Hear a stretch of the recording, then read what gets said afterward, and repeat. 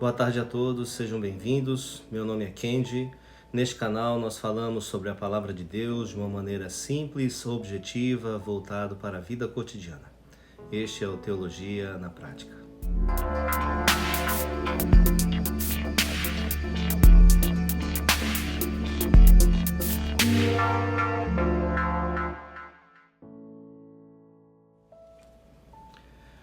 Hoje eu gostaria de conversar com vocês sobre a construção dos relacionamentos familiares. Em uma sociedade onde o número de divórcios tem crescido exponencialmente, nós encontramos inúmeros desafios. O que a Palavra de Deus tem para nos dizer? Vamos avaliar.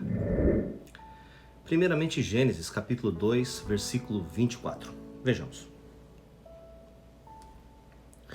Portanto, deixará o homem a seu pai e a sua mãe, e unir-se-á à sua mulher, e serão os dois uma só carne.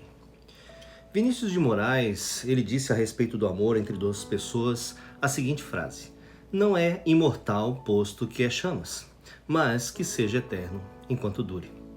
Que seja eterno enquanto dure reflete as marcas da nossa geração hedonista, individualista, egocêntrica e que considera o casamento mais um contrato do que uma aliança. Dessa forma, o casamento como instituição permanente ele tem sido rejeitado desde a segunda metade do século XX, no período pós-guerra, pelas sociedades ocidentais. Quando Deus instituiu o casamento, ele tinha em mente o complemento do ser humano por meio de alguém diferente de si mesmo. Permanecemos com nossas características peculiares, mas assimilamos parte da outra pessoa. Por meio do casamento, aprendemos a abdicar, perdoar, compartilhar, viver o outro em si mesmo, amar de forma altruísta e não pela perspectiva compensatória. A instituição do casamento tem estado em crise. O número de divórcios cresce a cada dia. E hoje, nas sociedades ocidentais, cerca da metade dos casamentos termina em divórcio. E grande parte daqueles que permanecem juntos apresentam uma má qualidade de vida familiar. Tamanho tem sido esse fenômeno que hoje se estuda as causas que levam um casal a se divorciar. Dentre as principais, eu gostaria de trazer uma pequena lista para vocês avaliarem. Primeiramente, a infidelidade conjugal. Depois, o comportamento abusivo e agressões. Depois, dificuldades financeiras, comunicação deficiente, ausência de filhos. Então, há uma menor responsabilidade, uma maior facilidade para a separação.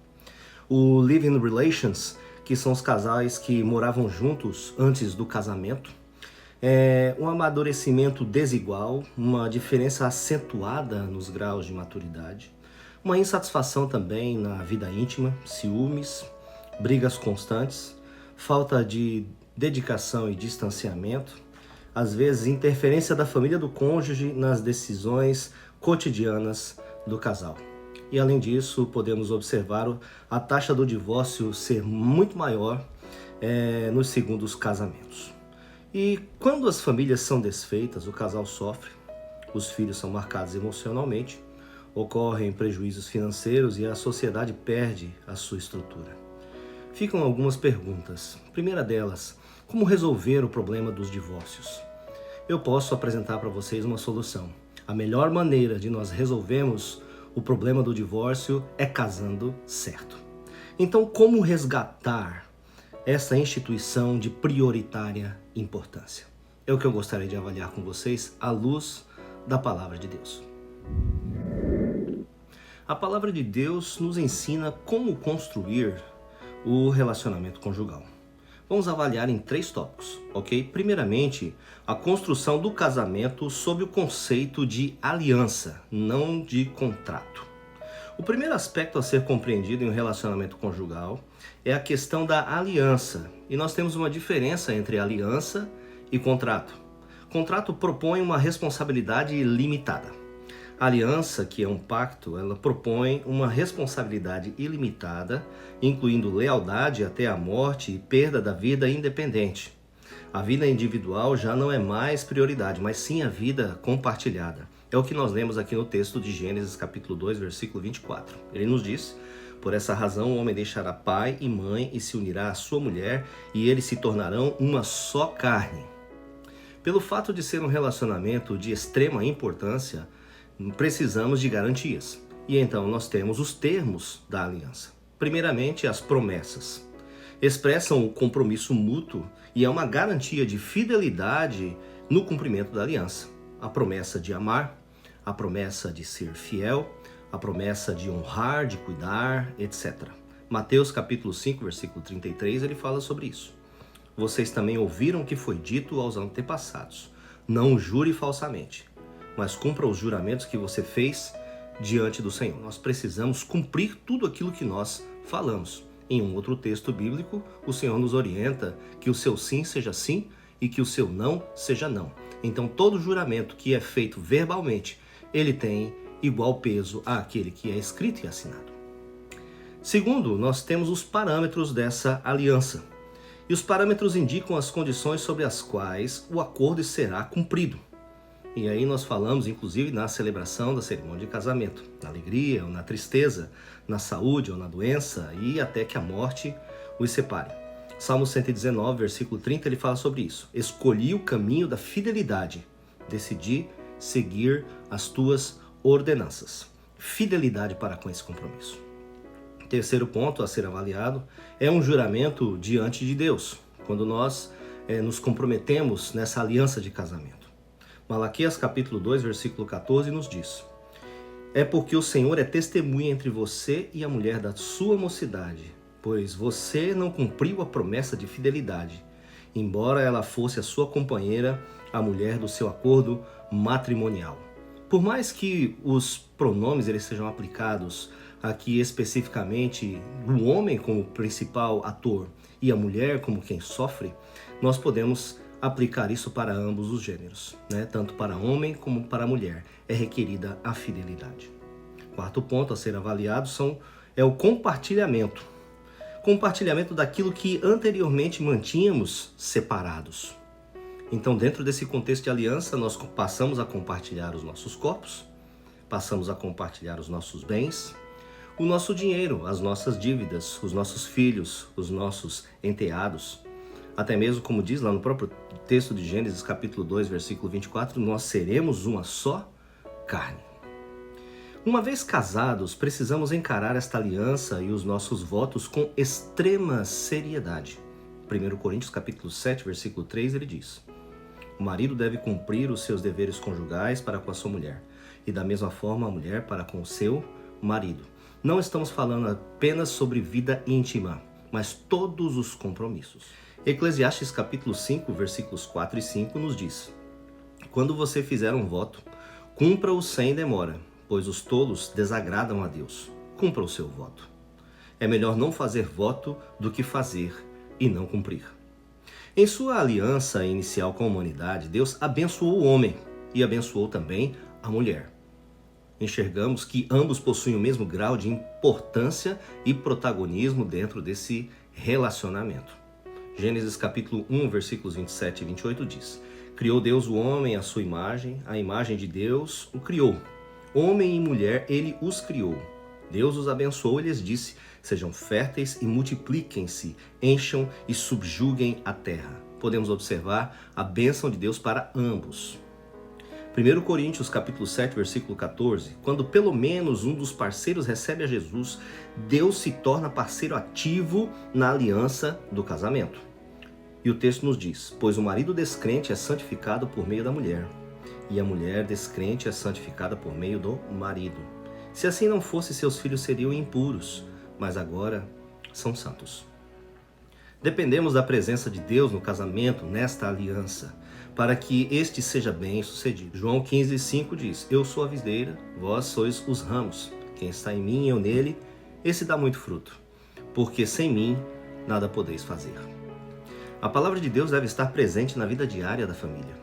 A presença do Senhor no centro da família e os princípios bíblicos trazem estabilidade e prosperidade para o casal e para os filhos. Deuteronômio 6, 4 a 9 diz: Ouve, Israel, o Senhor nosso Deus é o único Senhor. Amarás, pois, o Senhor teu Deus de todo o teu coração, de toda a tua alma e de todas as tuas forças. E estas palavras que hoje te ordeno estarão no teu coração, e as ensinarás a teus filhos, e delas falarás assentado em tua casa, e andando pelo caminho, e deitando-te e levantando-te. Também as atarás por sinal na tua mão, e te serão por frontais entre os olhos, e as escreverás nos umbrais da tua casa e nas tuas portas. A família foi criada para estar em comunhão com Deus e crescer dentro do corpo de Cristo, dentro da igreja. A nossa família foi criada para fazer parte da grande família de Deus. Viver com a família dentro da casa do Senhor é uma das especificações para que sejamos também bem-sucedidos e estejamos construindo o nosso lar de uma maneira sólida.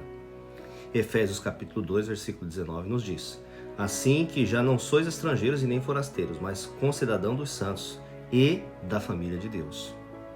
Hebreus capítulo 10, versículo 25 também nos diz: não deixemos de reunir-nos como igreja, segundo o costume de alguns, mas procuremos encorajar-nos uns aos outros, ainda mais quando vocês veem que o dia da volta de Jesus se aproxima. Segundo ponto, a aliança pode ser quebrada. A aliança conjugal, ela foi criada para ser vitalícia. Mateus capítulo 19, versículo 6, ele diz: quem Deus uniu, não separe o homem. Uma aliança, apesar de vitalícia, infelizmente, ela pode ser quebrada. Jeremias 11, 1 e 8 nos diz: diga-lhes que assim diz o Senhor, o Deus de Israel: maldito é aquele que não obedecer aos termos desta aliança. Mas eles não me deram atenção. Ao contrário, seguiram seus corações duros e maus. Por isso eu trouxe todas as maldições desta aliança que eu tinha ordenado que cumprissem, mas eles não cumpriram. Então Deus ele está mostrando no texto de Jeremias, ele fez uma aliança com o povo, mas o povo rompeu essa aliança com Deus. Há essa possibilidade, infelizmente. Como a aliança de casamento pode ser quebrada?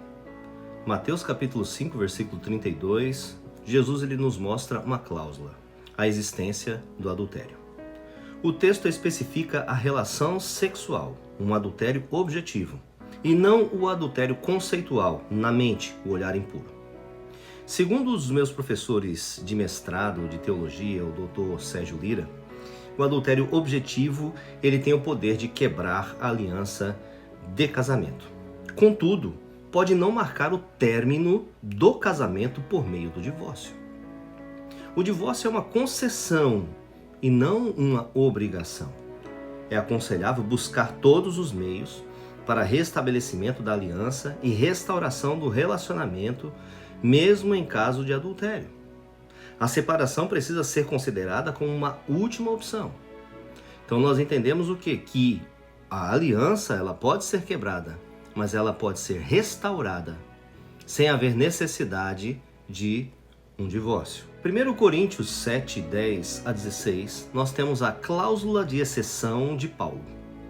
O texto especifica que é quando o descrente ele abandona o crente.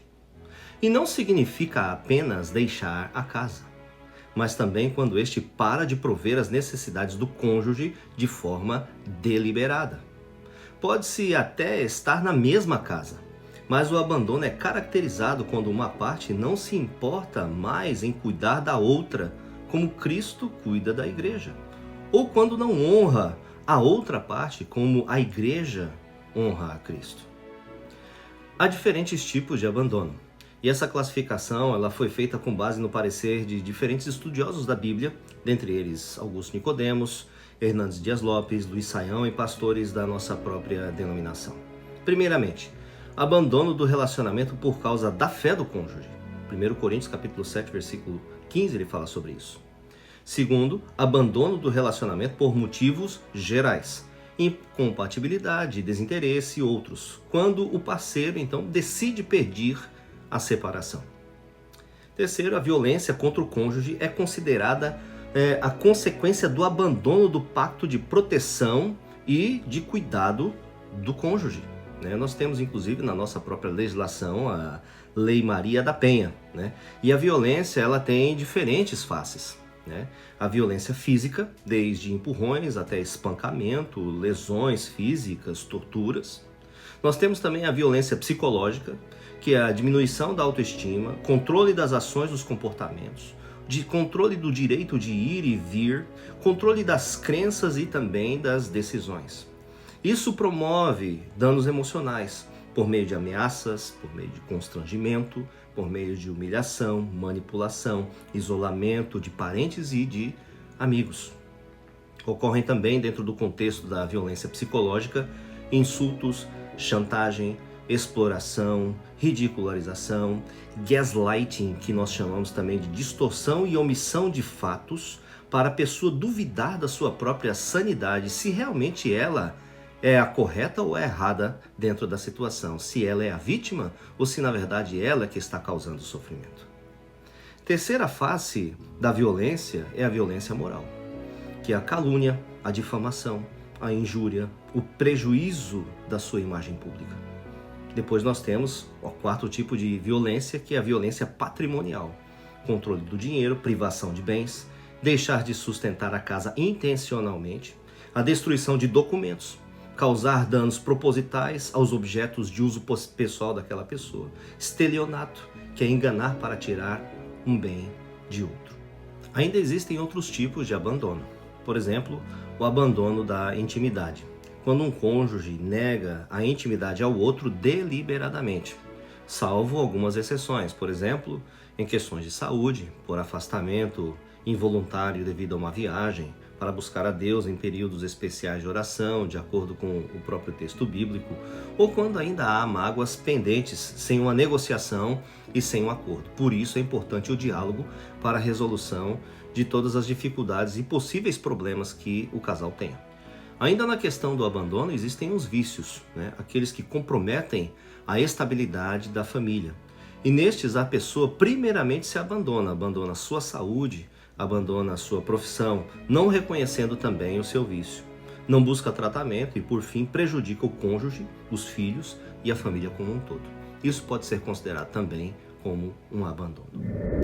Terceiro ponto: como conservar uma aliança? A melhor maneira de se conservar uma aliança não é a manutenção periódica, muito embora possa ser de grande valia e ajudar bastante. Mas a maneira mais eficiente é simplesmente não fazer um compromisso errado. Em Gênesis capítulo 24, versículos 3 a 8, nós observamos como Abraão ele foi criterioso na escolha de uma esposa para o seu filho. Hoje o número de divórcios entre crentes e descrentes está no mesmo nível estatístico. Por que se crente não se casa tendo em mente a possibilidade do divórcio? Em grande parte não foi por ausência de princípios ou por influência de uma teologia liberal. Creio que foi simplesmente por não terem sido preparados para casarem corretamente. Por isso, algumas ações são necessárias para estabelecer corretamente uma aliança. Primeiramente, ajustar a sua vida espiritual. E existe uma forte tendência das pessoas semelhantes se atraírem. Se você está com a sua vida espiritual ajustada, existe uma tendência de você também querer se aproximar de pessoas que tenham uma vida espiritual ajustada. Análise de perfil. Precisa ser uma pessoa temente a Deus, não apenas um frequentador da comunidade cristã. Precisa ser uma pessoa com princípios, com valores, não simplesmente mostrando ter valores, mostrando ter uma aparência. O tempo nos mostra o que é um princípio e o que é uma ação de um ator. Conhecer bem a pessoa antes de se casar. Precisa haver liberdade para a construção de um diálogo, para a demonstração da afetividade, para a construção da confiança, para a negociação também das diferenças. Mas, se as diferenças se tornam inegociáveis, há a possibilidade de término do relacionamento antes que seja firmada uma aliança. Outro ponto é enxergar a pessoa de uma maneira objetiva. Não projetar as minhas qualidades, desejos ou expectativas nessa outra pessoa. Precisamos aprender a enxergar a pessoa como ela é e não como nós desejamos que ela seja. Outro ponto é a análise da compatibilidade. Deve haver mais afinidades que diferenças nas principais áreas da nossa vida, que são de maior importância, como a fé, como a nossa moralidade, traços de personalidade, gostos e objetivos na vida. Se esses fatores não se encaixarem, eles podem trazer uma grande probabilidade de conflitos no futuro. Outro ponto é buscar a formação do caráter de Cristo em nós. Romanos capítulo 12, versículos 1 e 2 nos diz: transformai-vos pela renovação da vossa mente. Os efeitos negativos do pecado são amenizados dentro do relacionamento quando há qualidades do caráter de Cristo em ambos os cônjuges. Os efeitos negativos do pecado são amenizados nas relações interpessoais quando há a presença do fruto do Espírito Santo em ambos os cônjuges, de acordo com o texto de Gálatas capítulo 5, versículos 22 a 26. Último ponto: construir o amor conjugal em reciprocidade. Gênesis capítulo 2, versículo 18. O texto ele nos diz, na última frase, uma companheira que lhe corresponda. O texto recomenda que seja não apenas uma pessoa compatível em termos de afinidade e propósitos de vida, mas que contribua também de forma igualitária para a manutenção da relação. Não existe relacionamento quando apenas uma das partes luta, se esforça, negocia, cede, perdoa, espera ou muda. Nos tempos de Jesus, quando os homens tratavam as mulheres como inferiores, subjugando-as, a palavra de Deus indicava o amor recíproco como base para a união matrimonial. 1 Coríntios capítulo 7, versículo 3, o que ele nos diz? O amor conjugal é uma construção a dois. O amor não é apenas um sentimento. O amor não é uma paixão. O amor é uma decisão. É a escolha de fazer o bem para o outro. E isso precisa acontecer de ambas as partes. Concluindo, a aliança é um pacto, um compromisso que envolve toda a vida. Por isso não pode ser feito de maneira leviana, de forma imponderada. Para isso se requer maturidade. Precisamos saber quem somos, quem é o próximo de modo objetivo e o que queremos com esta aliança e com este casamento. Apesar de todos os cuidados, precisamos ter em mente que sem Deus nós não podemos fazer nada. Que nós busquemos colocar o Senhor no centro desta aliança, para que ela seja sólida e bem resistente às intempéries da vida. Que o Senhor vos abençoe.